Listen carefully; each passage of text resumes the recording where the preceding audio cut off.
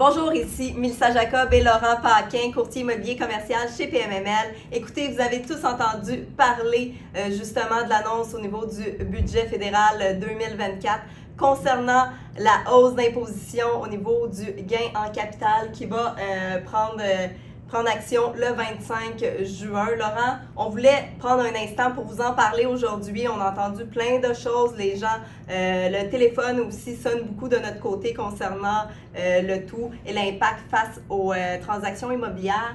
Donc, Laurent, est-ce que tu peux prendre parole un petit peu là-dessus aujourd'hui?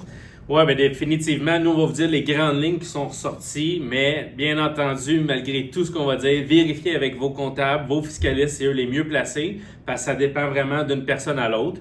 Mais oui, on a vu le budget fédéral, comme tu as dit, qui ont sorti là, le nouveau taux de taxation sur le gain en capital qui est passé de, pour un particulier, le premier 250 000 reste à 50 %, après ça, il tombe à 66,6 %. Tandis que pour une entreprise, une personne morale, ça va être directement à 66 %. Fait que ça a un impact. Pour le premier dollar, oui. Exactement. Le gouvernement, dans le fond, tout simplement, là, on sait qu'on est en gros déficit au fédéral. Ils ont décidé de faire ça. Ils ont prévu aller chercher un gain de 19 400 millions sur 5 ans. On sait... On parle beaucoup du fédéral, Laurent, mais on a appris aussi que le provincial allait suivre le fédéral. Donc, c'est plus juste le fédéral qui va avoir cette imposition-là. Le provincial aussi va suivre. Exactement. Plus des projets de loi qui sont sortis, mais toutes les technicalités, tout le monde en ce moment, aujourd'hui, on est quoi là? On est le 25 avril aujourd'hui? Exactement. Tout le monde les attend, là, autant les fiscalistes que les avocats, que nous, les courtiers immobiliers. Tout le monde attend de voir ça va être quoi. Que nos vendeurs aussi. Aussi. Parce on a beaucoup d'appels de monde qui veulent. On a des dossiers là, qui sont des gros dossiers que s'il y a un 10, 15, 20 millions de gains en capital, c'est énorme la différence. Un autre point important que j'aimais ici, c'est que ça rapporte ici qu'il y a à peu près 2 millions de sociétés au Canada.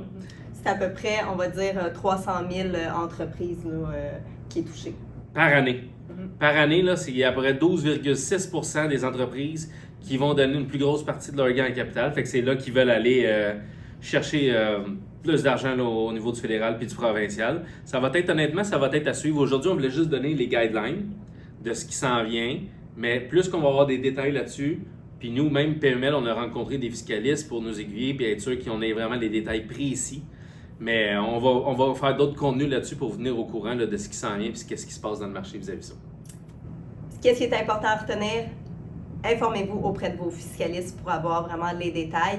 Puis, les fiscalistes vont se tenir à jour aussi si jamais il y a des démarches qui peuvent être engendrées pour des ventes ou des choses comme ça. Donc, vérifiez vraiment avec vos spécialistes. Nous, de notre côté, on va vous tenir aussi à jour. Donc, je vous souhaite une bonne fin de journée.